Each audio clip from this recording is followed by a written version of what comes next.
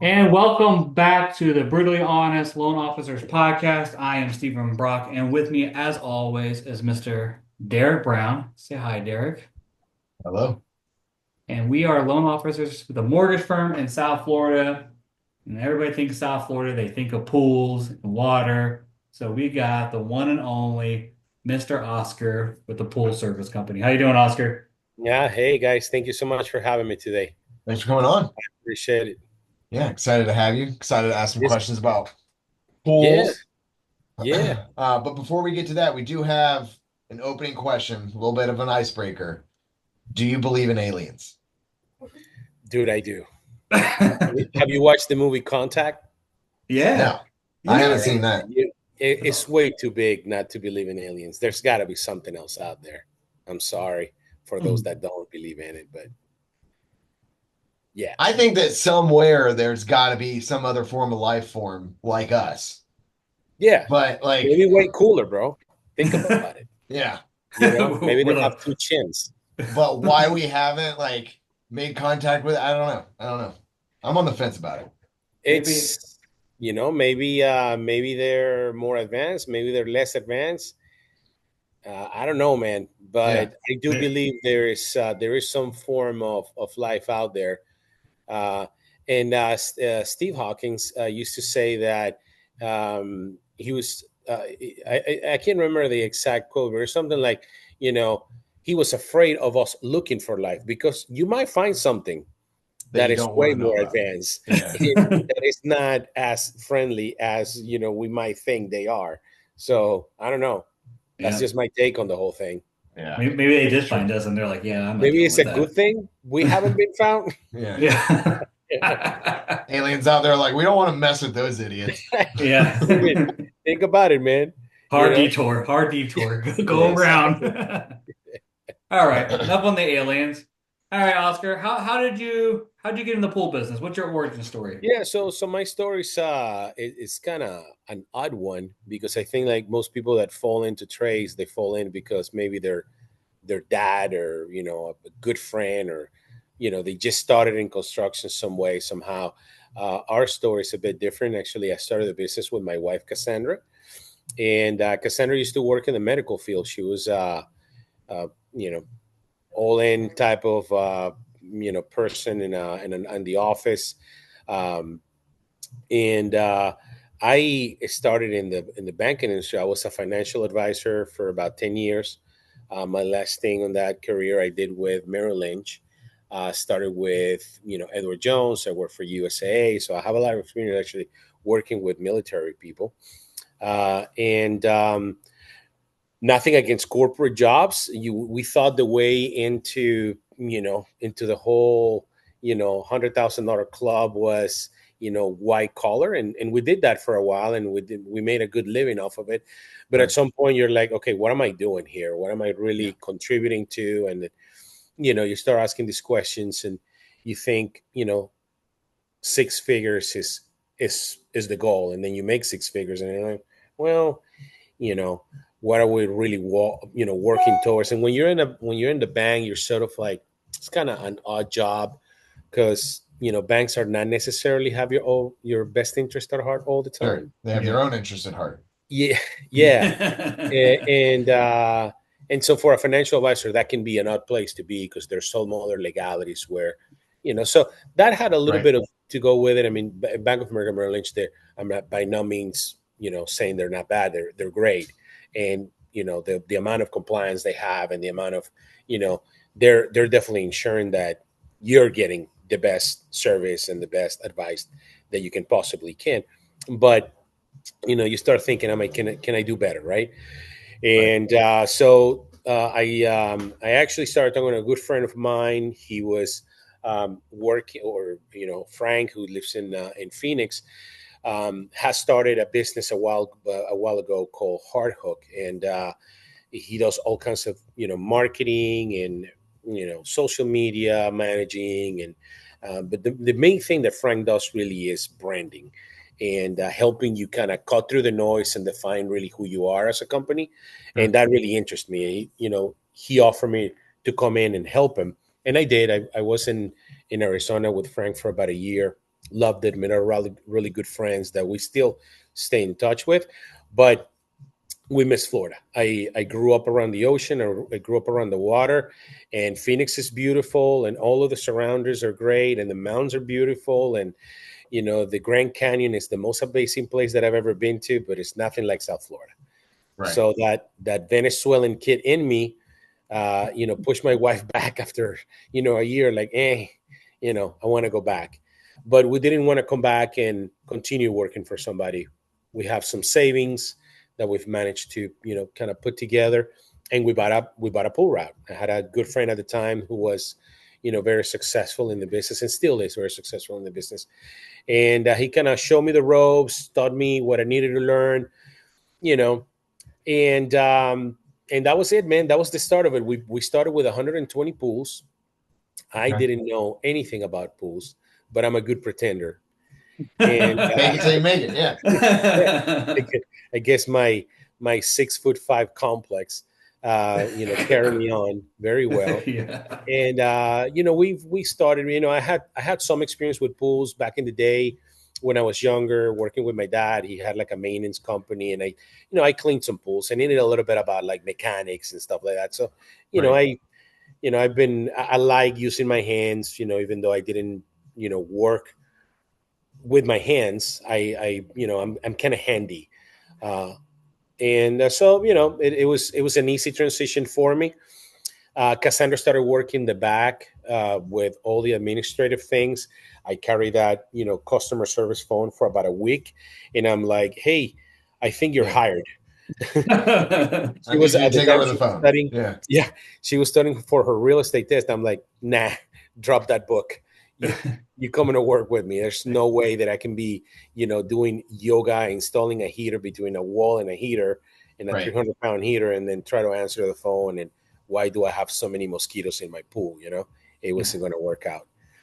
And the reality of it is that I believe that I'm a great salesperson, Sure. but customer service is just not my thing. It's not that I Well, don't care it's about just the it's a phone. different version of the customer service too. Yeah, Sales, you can have customer service in sales, but when somebody's calling to ask questions or get help or schedule somebody to come out, all that stuff. I mean, that's just like that's working with customers. And yes, customer service, but has nothing to do with the sales side.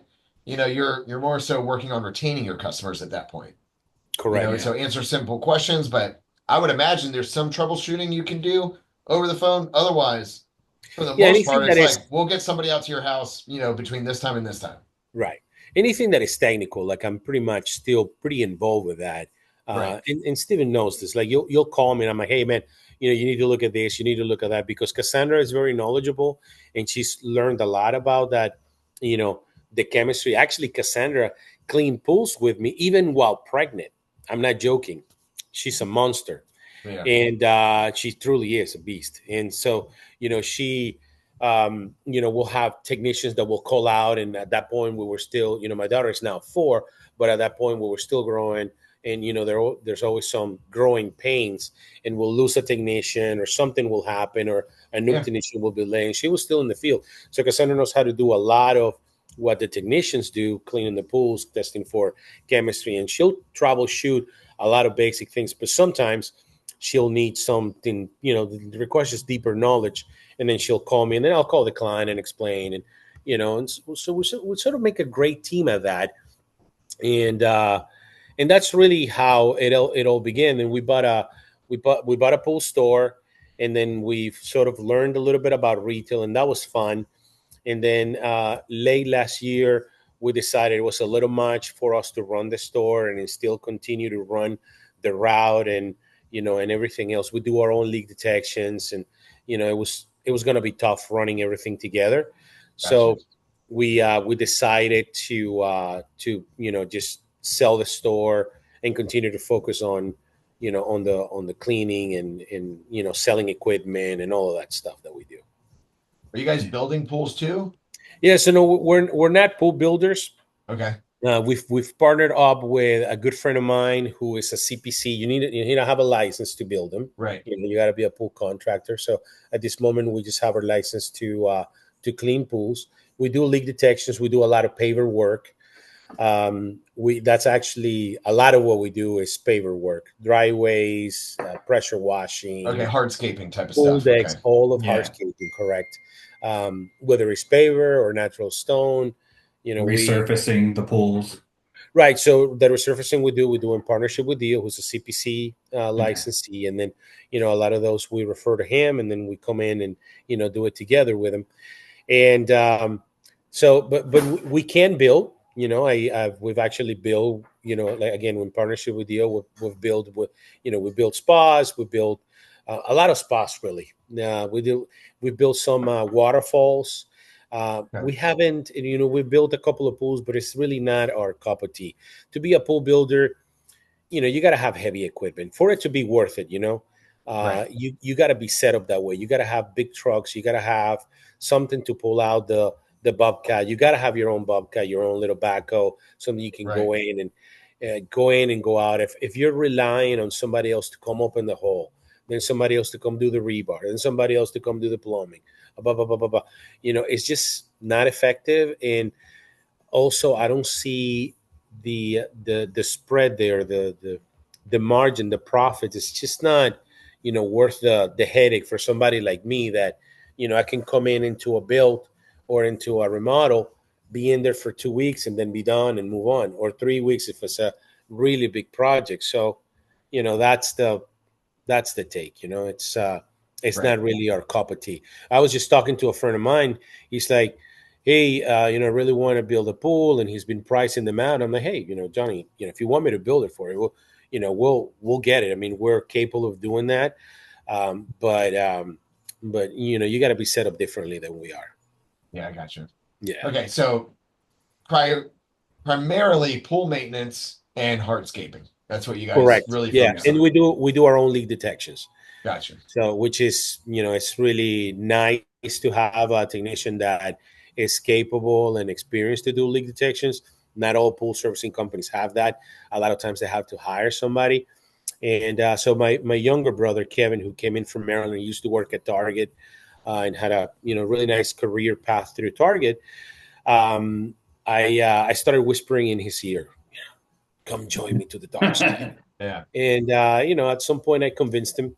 He's really capable, great kid. And so I send him off to get trained, and then we partnered up with another company that also did leak detections, and so he acquired a lot of experience. He's had hundreds of pools under his belt now, and so That's we are awesome. our own leak detections, and that really helps our bottom line, because on the route the spread is really really small, and if the pool leaks, then my spread becomes really really none. And so we stay on top of them very very aggressively to make Yeah. sure that clients know that they're leaking, and at least they can make educated decisions as to how to repair them. And I've used Gotcha. Oscar personally, and Kevin. Kevin comes out. I want to say Oscar. Oscar doesn't come You've met out. Kevin, yeah. Yeah, Kevin comes out with his umbrella, puts it up, starts working. Nobody ever, I've heard nobody ever in 5 years working with Kevin, I have nobody ever said, Kevin, wow, what a douche. It's just, I'm just, sometimes he gets me mad that he's so happy. I'll call him on a Monday. He's like, hey, great morning. I'm like, come on, man, shut up. Why are you so happy? You know? So he's really great. Everybody has good comments about Kevin. He's a good guy. Well, it seems like you really love what you do. Like, was there just a point in your career where you just thought, like, I'm so glad we made this switch. I'm so glad we came back to Florida. Like, this is like, Yeah. we're just So really happy. Like, this, like we're meant to do this, and I love every aspect of it.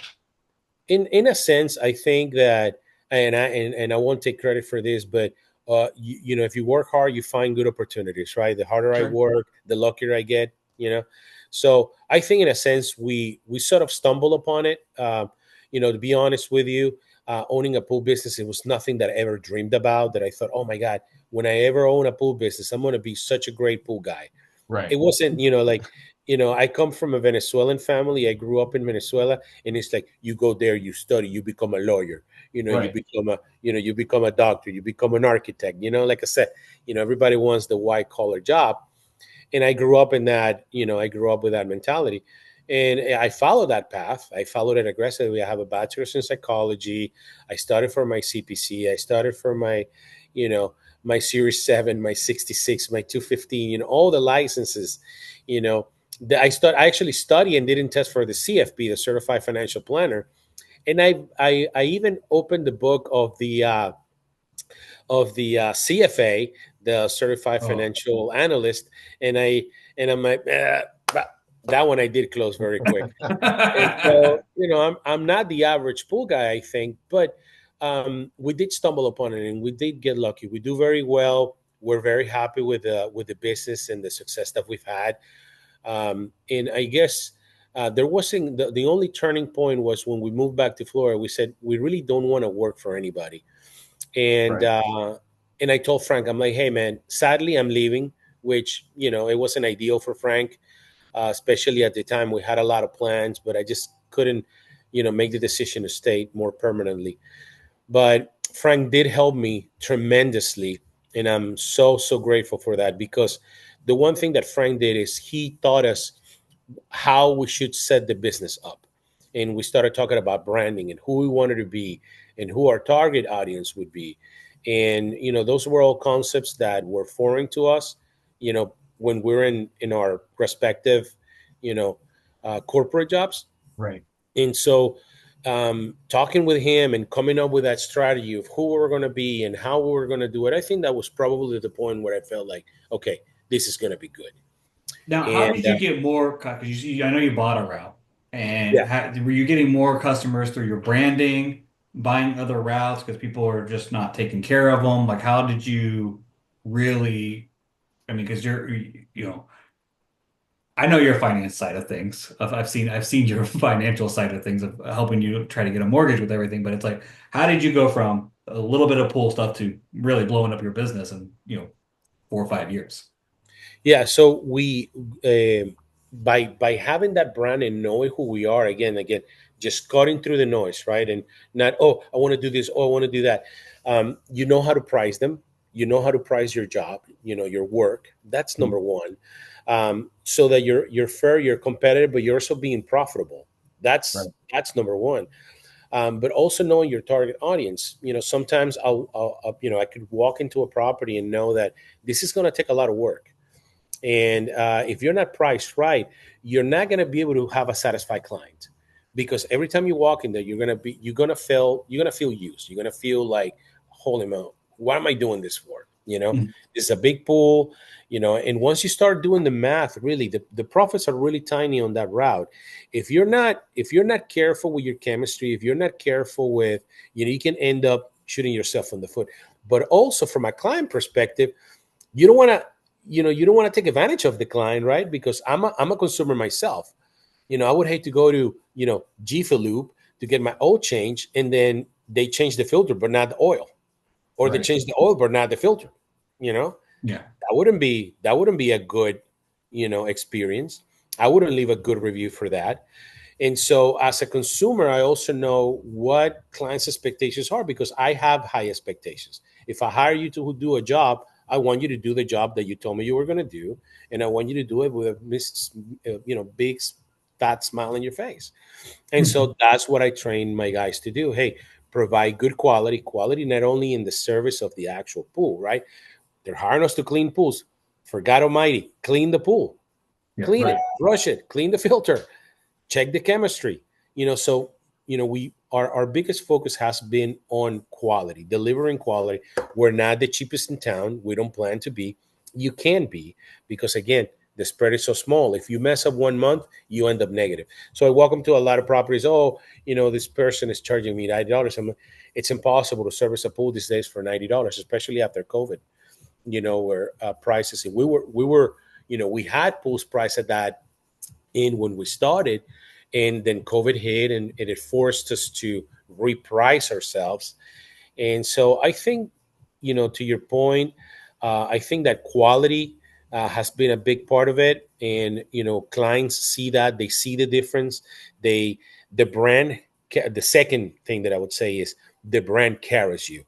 If you're if you have a strong brand, you look bigger than you might be, Right. and that in turn will provide client with the confidence of thinking, well, these guys look like they're pretty honest, and and we are honest. We don't just look honest. We're honest. If we made a mistake, hey, we bite the bullet, and we're not perfect by any means, Sure. but we try, we show up, we answer the phone calls, and then we provide solutions. And I think that's what every other consumer wants, really. We're all in it together. It's not, but believe it or not, there's a lot of people that don't do that. They make the sale and then they forget about the client. So And there, I know there's one thing you do differently and that I probably have seen in, having a pool myself, having multiple pool guys and knowing things have been off on it and talking to you about it. Like what you do differently is for your guys on their routes, like you provide everything.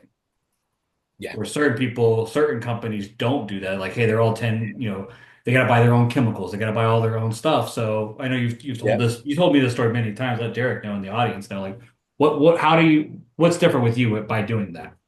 Yeah, so our guys are our guys. They're driving our trucks. We're set up in a way where they don't have to buy the chemicals themselves. We provide absolutely everything. The trucks are fully stocked with all the products they can possibly need while they're in the route. It's very hard for a guy to do that old 70-30 split that pool companies sort of buy by, because there's not a 30% profit anymore. So if you're taking 30% Yeah. off of the pool guy, off of the truck, then you're forcing him not to do a good job, because two things are going Because to then happen. it One, becomes a numbers game. They've got to do more in order to make a profit. And so I think you lose on quality there because you're right. so focused Well, on the one, quantity. you only have 24 hours in the day. And a Right. pool is going to take to clean what a pool is going to take to clean. Some days you might show up and be able to clean it in 10, 15 minutes. But if it was windy, if it's not covered, if it's in front of the water, you have all these moving components, all these things that, can happen, right? That you have zero control over. By weather plays a big role. If you had a lot of rain, you don't have to brush the walls. There might be a little bit of algae, blah, blah, blah, blah, blah. So you got all these things that are going on, right? That you have zero control over. And then you're forcing these guys to acquire more routes because they themselves, well, they got to feed their family, right? Sure. We're all in this for a reason, right? If I gave you $5 million, you probably wouldn't be doing what you're doing. You'll be doing something else. So if you don't provide them with the right income, they're going to be forced to get more pools. They go out and get them from another pool guy. So we're set up different. We don't do that. We know that there's no way that you're gonna make 30% out of the route. It's more like 18 to 12%, and Right. so we're counting that we have a big enough route so that we can make a living, and eventually clients are going to need paver work or drivers or driveways or whatever they need, right? And so we've sort of set up ourselves in a way where we can fulfill those needs, and we When the already time comes. created the trust, and clients call us for all these other things. So I want to rewind for a second because you guys did say that you bought a store. And then how long did you own the store before you decided to sell the store? Yeah, so we had the store for about 3.5 years. Okay. And it was great. I mean, we took a lot of clientele that came to us after our first couple of years. They came to us because of the store. Right. Having that retail presence sets clients' mind at ease. I call it the second best investment of my life. The first investment was to buy the route, and the second was the store, and it helped us to grow and grow faster. Sure. But we have a young family, so we have a 4-year-old daughter, and having a retail store just forces you to have to be there. And I might be in a project down in Boynton, and then I gotta go to Jupiter, and then Cassandra has to go pick up the girl, and it can be, and so I can't hire two people to run the store because it just doesn't provide enough. So that human resource side of things gets complex because the store also doesn't make a ton to cover for two people's salary. So we had Right. to we had to make a decision and be, okay, we can continue to work 80-hour weeks, or we can tone this down a bit. And so we're very much on growth mode. We continue to grow our route. We continue to grow our paver side and all of that we're really strong at. We just have to make a choice because, again, there's only 24 hours in the day, and we're so tired at the end of the day. We're like, oh man, we're just not, we're not there for our daughter. And, No, Yeah. no you work gotta, life balance there. Yeah. exactly, you gotta define at some point. It's like, okay, great, we're making great financially, but on the family side, we're not so good. I think that's like one of the hardest decisions for business owners to make. Yeah. To sell something that's been profitable so that you can work less. I just feel like Yeah. somebody's gonna be like, no, we've got to try and hire the right person, find the right person that can manage the store, and do all that stuff. And then you're putting a lot of faith in somebody else, and just I don't know. Hi- People always look at like how can we grow faster and easier. But being able to let go of that, I think is awesome. Yeah, man, I tell you, like hiring and two things. So, like my friend Frank says, business ownership is really lonely. A lot of people don't realize that.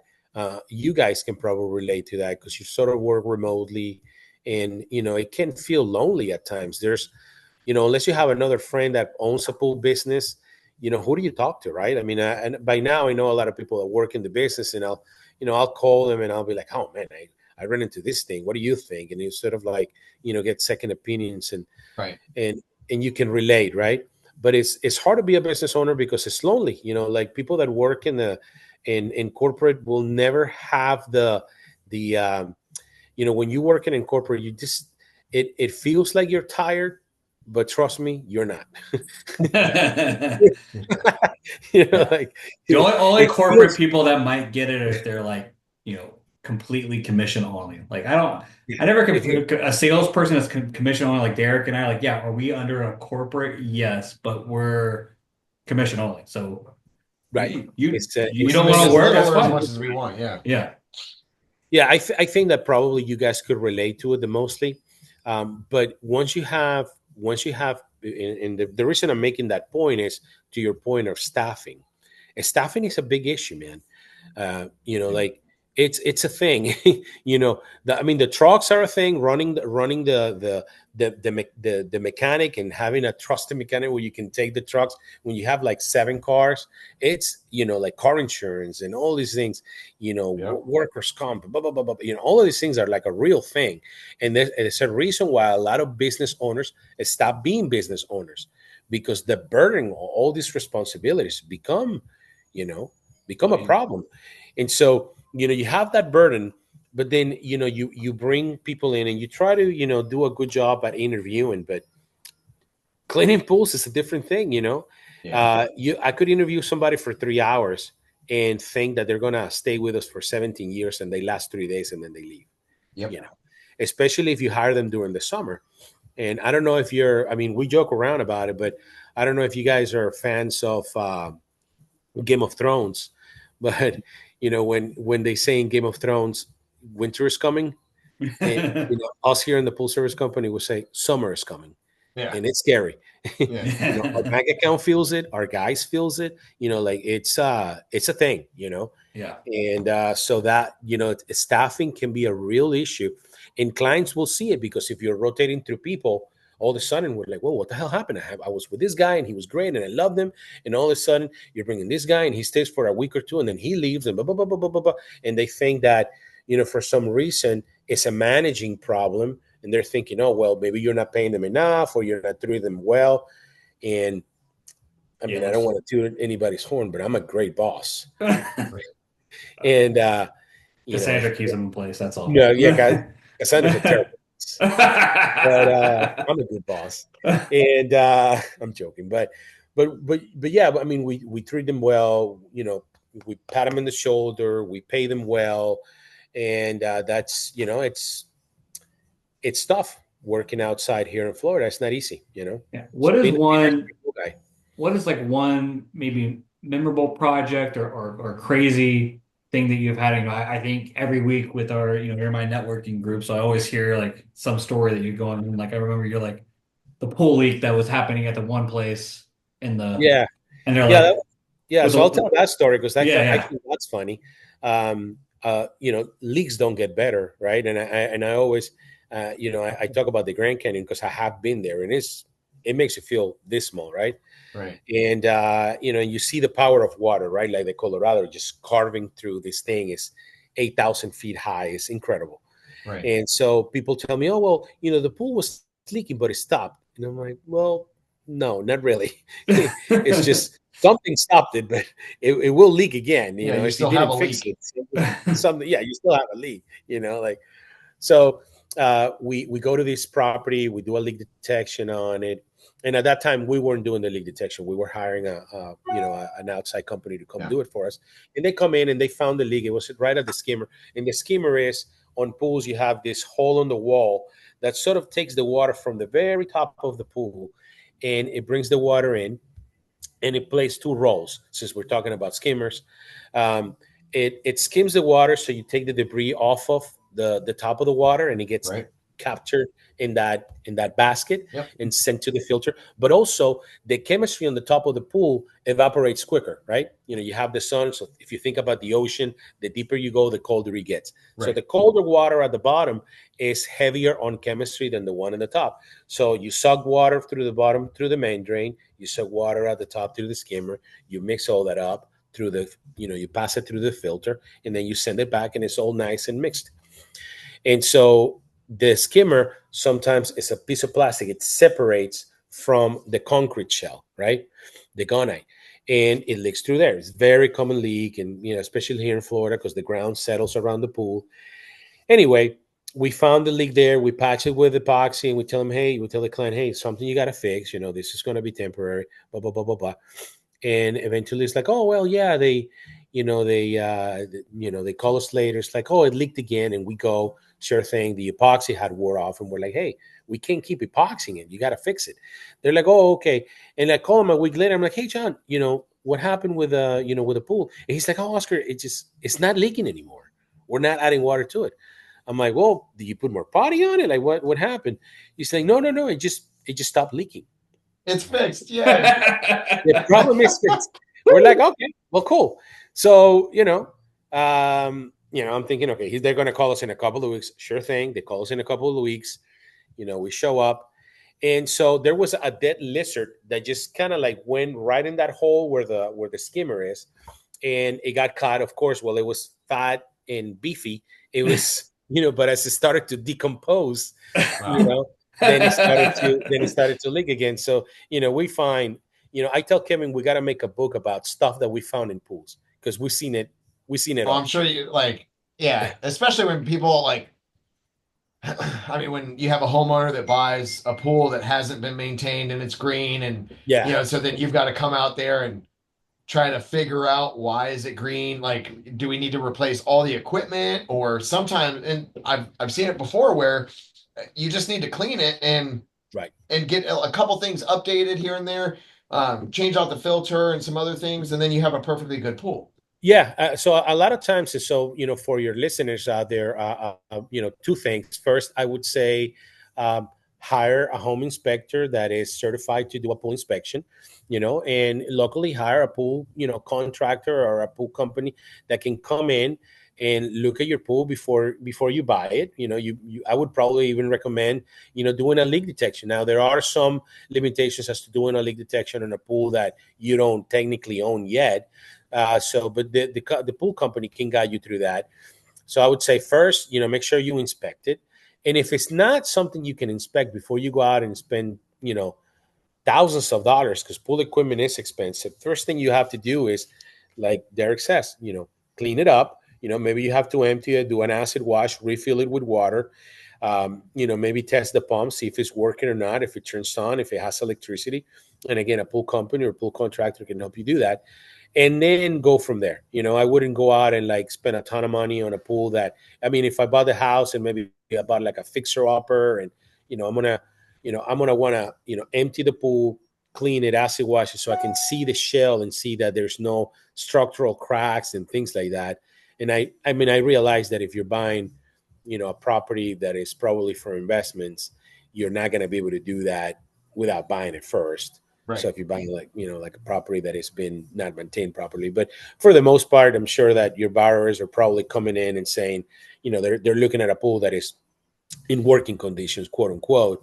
Sure. But sometimes sellers, they're sellers, and the truth is they don't want to go through expensive repairs. They don't want to replaster the pool, and so they'll do patch up jobs, and then you're left with if you like doing things right, or if you come up and determine that it's something that has got to be fixed, especially with leaks, because what happens is when the water is leaking off the pool, especially here in Florida, you're washing off the material that is sustaining that concrete shell. So if when left unchecked, uh, those leaks, especially around the skimmer, around the return lines, around the walls, they can create washout material, and the pool can crack. And so those are things that you want to address, aggressively. You don't want to sit on them too long. Well, and I like anybody listening too, best advice I can give is to hire a reputable pool maintenance company. Yeah. On our last house, I just thought I was smart enough that I could take care of my own pool. And then one month, like I think it had just rained and our pool was green as can be. And I'm just like, what the hell? Like, okay, it's from the rain. So then I used to go to Pinch a Penny. So if anybody is from Pinch a Penny listening, turn this off now. But I went into Pinch a Penny with my water sample, and they're like, and I told them like it's green. They're like, oh, okay, well you need to do this, this, and this. Add chemicals. I'm like, all right. So then I go home, do that, do everything they say. Kind of turns blue, and then 2 days later it's green. And I'm like, what the heck? So then what do? Take another pool sample, like take it up to Pinch a Penny. Oh, you gotta do this. I'm like, okay. And at this point, like I think I had spent several $100s on just That sucks. like the chemicals and stuff like that. And it goes green again. And I'm like, son of a, like, I'm doing everything that they're telling or whatever. And so I know a 401k. What is this happening to me? And like, so then I explained to them and they are no help, like at all. And I don't blame them necessarily. I mean, half the people that work in Pinch a Penny, I mean, they're there to sell stuff and they do one little tiny sample and they're not looking at the pool. They can't do anything. So called a maintenance company, come out, give me a quote. And it was actually a relatively easy fix, but it was like the computer motherboard. Yeah. Like that was shot. Yeah. And the guy just came out, like looked at something. He's like, yeah, this isn't working. Like your pump is not essentially working correctly. Your turn is not turning. Yeah. That's why. And so I'm like, all right, so I didn't need to spend like hundreds of dollars on chemicals. He's like, well, good to know that you did that because not really. Yeah. It could have been a lot worse, but yeah. And so they changed that little computer motherboard thing. I think that was like $90. It wasn't like crazy expensive. But like that, the installation, and there's something else or whatever. And then next thing you know, the pool just started doing its thing and it turned blue. Yeah, once you start cycling stuff, then it's magical, Yeah. It's like trying to survive without a liver. Yeah. It's like, but the guy was honest with me about everything. And so I was just like, so you guys do pool maintenance, right? And he's like, yeah. And I'm like, hired. Easy. I can't do it. I could cut my own grass, Derick. I'm actually really good at it. I choose not to. It's just, I cut my own grass right now, but we built a house and built a new pool. And even with the new pool, I'd rather just put it in somebody else's hands. Like, because life gets busy and stuff like that. And next thing you know, if you go too long, like your pool's going to turn if you don't maintain it. Unless you're Stephen Brock. Yeah, I do my own. Yeah. But, Oscar's on speed dial. I'm just like, hey. But Big Bud, he has a salt system. So he's almost like, cheating a little bit. Well, let's put this out there too. So I think a lot of people are like just confused or misunderstand, like a salt pool does have chlorine. It makes its own chlorine. It's not little chlorine. It's not baby chlorine. It's not fluorine. It's chlorine. You're making chlorine. Yep. Right. Yeah. So just because you have a salt pool, you think like, oh, there's no chlorine in here. No. Actually, there. You silly goose. You're wrong. Yeah. You're wrong. The salt system is actually creating chlorine. Like all pools have chlorine. Yeah. There are other ways of disinfecting smaller bodies of water. Like, we treat, there's some ozone spas and things like that. Okay, sure. But that doesn't work so well in pools, especially here in Florida. And that's what I tell clients too, man. Like, one of the things you have to think about is these pools are running 365 days a year.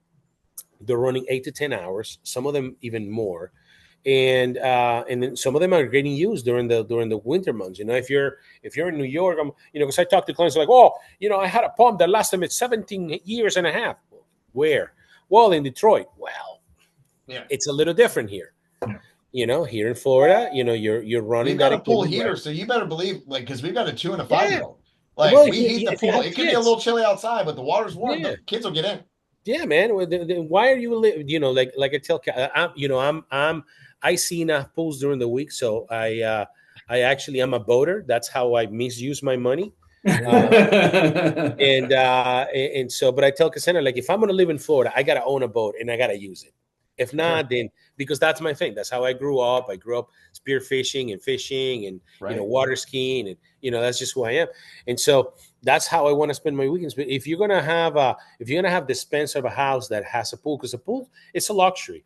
And so, for buyers out there also, you know this, if you're buying a house and it has a pool, there are some responsibilities that are attached to that, and Right. it's very, very, very, very hard to negotiate with a pool. To Derick's point earlier, the pool wants what it wants. And in the barrier to entry in this business is basically $2,000. If you can buy a pool vacuum, you're a pool guy, right? Sure. Or if you work for the pinch a penny, I don't like to bash the competition, so let's call it flick a penny, right? Yeah. So those guys are making $11-12 an hour, right? They're not trained.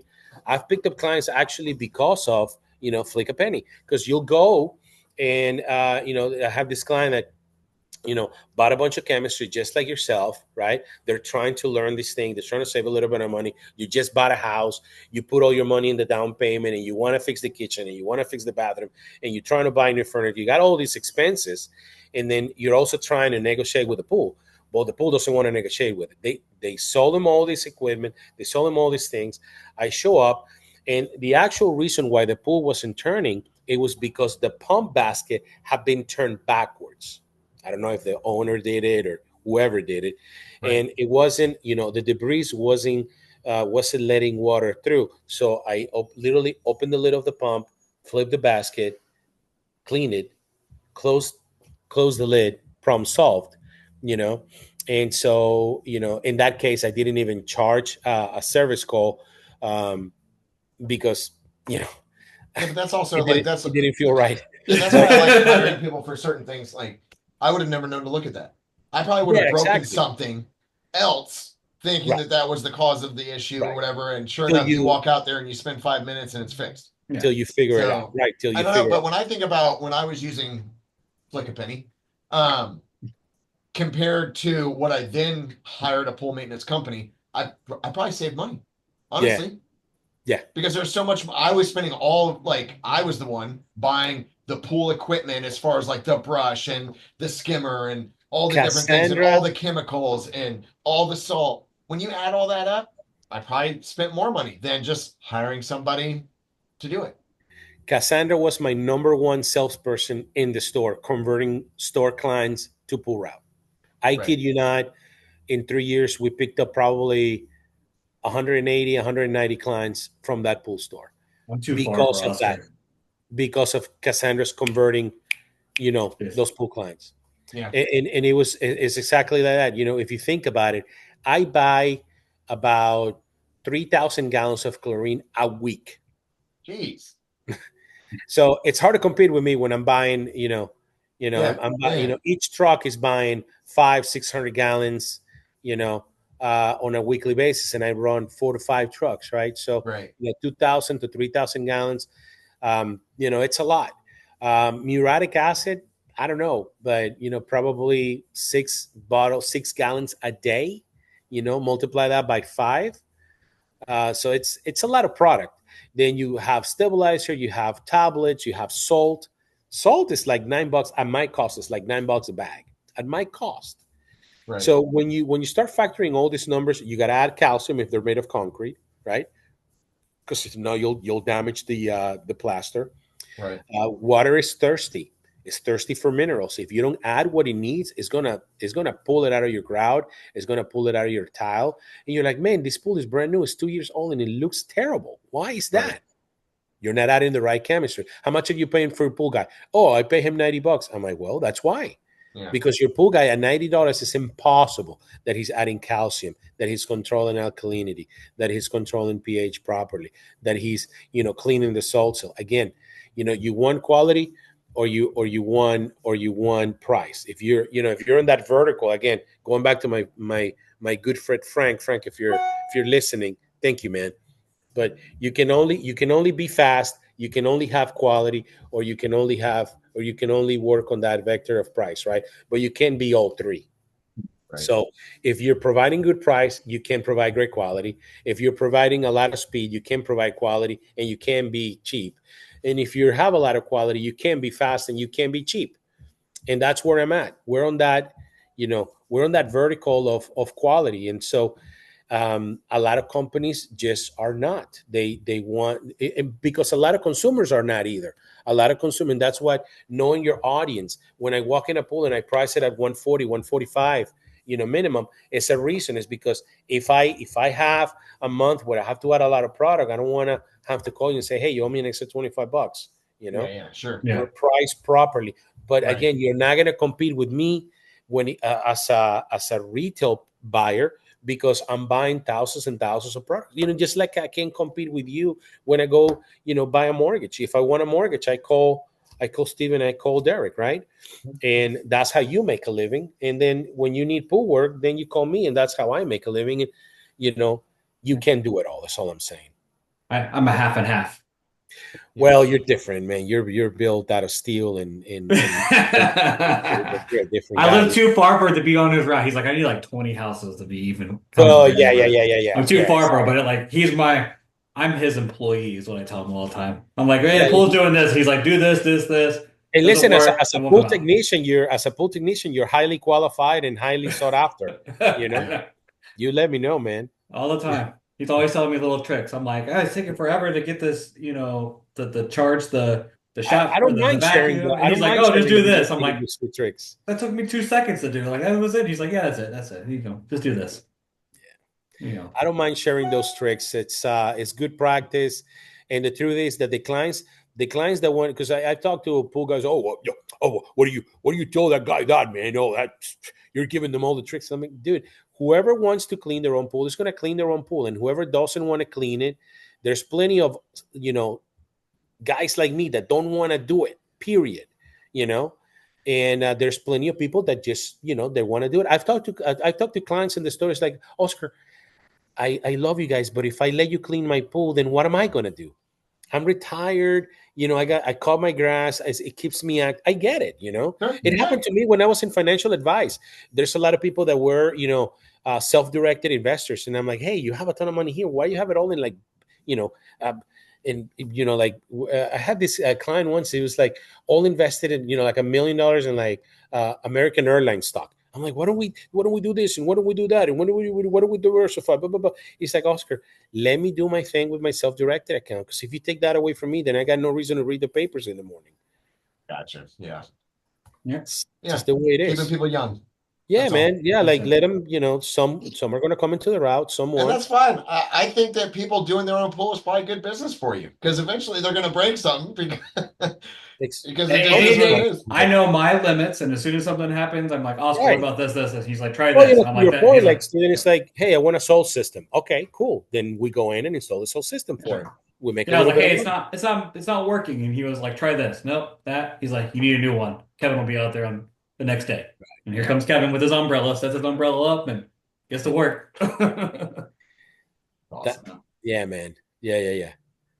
That's there's when there's a will, there's a way. And, I'm all about learning. I want to learn about mortgages. I want to understand, why this, without. So I'm always inquisitive, always want to know. But that doesn't necessarily mean that I'm going to go do it myself, Yeah, sure. Yeah. So, Oscar, I want to thank you for being on here. Is there anything that we haven't covered that you want to put out there? I was in Dayland yesterday, so I'll close with this. Well, two things. So one, guys, thank you so much for having me. I really appreciate it. You guys are fantastic people, and I wish you the best. So We'll make thank sure you so much your mail is in your checks in the mail for you for that one. yes, yes, yeah. We'll be sending you. And We'll where be can people sending you. find you? So www.thepoolservicecompany.com. We're on The Facebook. Pool We're on Service Instagram. Company. Thepoolservicecompany.com. Can't make it Gotcha. easier than that. Yeah. There's only one pool service. It's the pool service, my friend. That's it. Um, Beautiful pools make beautiful memories. That's Love my it. my 10-second elevator spill. And so, and to close, I was in Dayton this last weekend, and I went to buy coffee for my wife and our friend, and they had a little survey. So, if you wanted to talk away, which way would it be? Darth Vader or Yoda? Yoda. Huh? Yoda. Oh, Yoda. okay. Same, Derek. Yeah, same. Yoda. I went with Darth Vader. Yeah. All right, Okay. man. Thank you guys for having me. You're Hey, pretty Thank thanks you, for awesome. Oscar. joining us. Appreciate Thank you, it. guys. This has Take been care, man. another episode of the Brutally Honest Loan Officers podcast. Thanks for joining us. We'll see you next week. Thank you.